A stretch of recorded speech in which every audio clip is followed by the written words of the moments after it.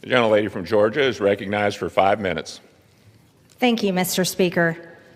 I proudly rise today in a bipartisan effort to release the Epstein files finally, after 5 administrations have covered it up.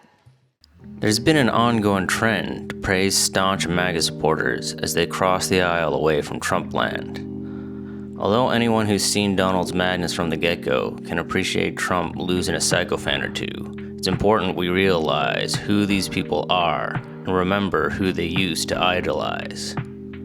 As we should also be questioning the overlying reason why they would be doing this in the first place. What up, you guys? I'm Kent E.S. Larwill, and I'm a writer, YouTuber, who talks about everything from philosophy, politics, storytelling, and more. The easiest way to support what I do is to subscribe to this channel and like this video. It's free and takes a second to do. Recently, we've seen Marjorie Taylor Greene change her stance on Trump.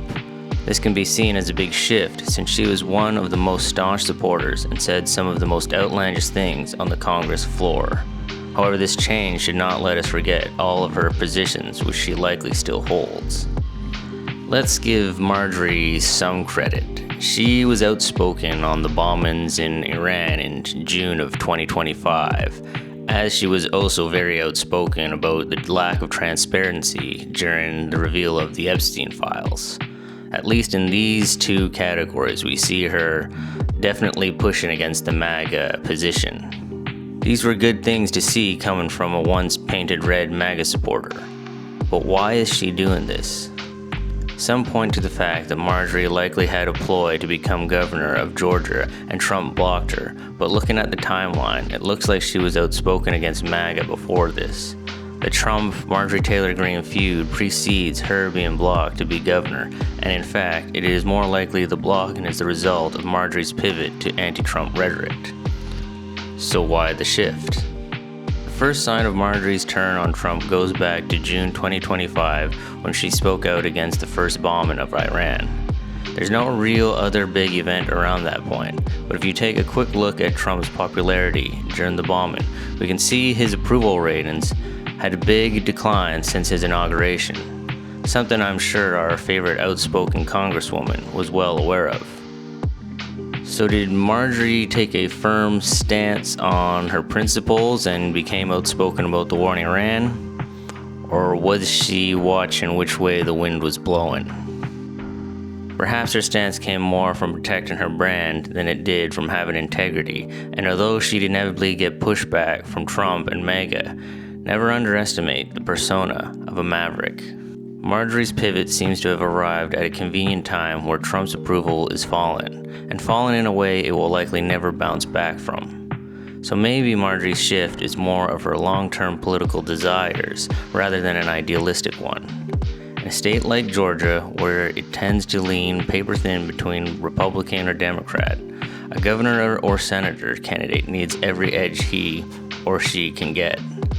It would be even more beneficial if they demonstrated it in one small way or another. They somehow straddled the line between the two parties.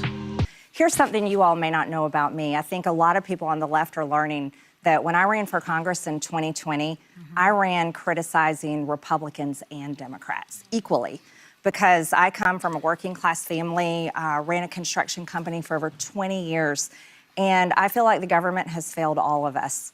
And it purely disgusts me. It really does. And Marjorie Taylor Greene is no moderate Republican, but her shift on changing against Trump gives her a clear differentiator over other MAGA members, where most are seen as soulless drones going down with the ship as Trump's approval plummets.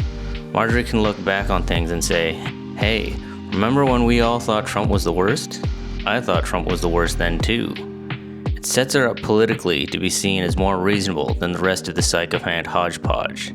This is beneficial to her if she runs for governor or senator in Georgia after Trump's fall in the distant future.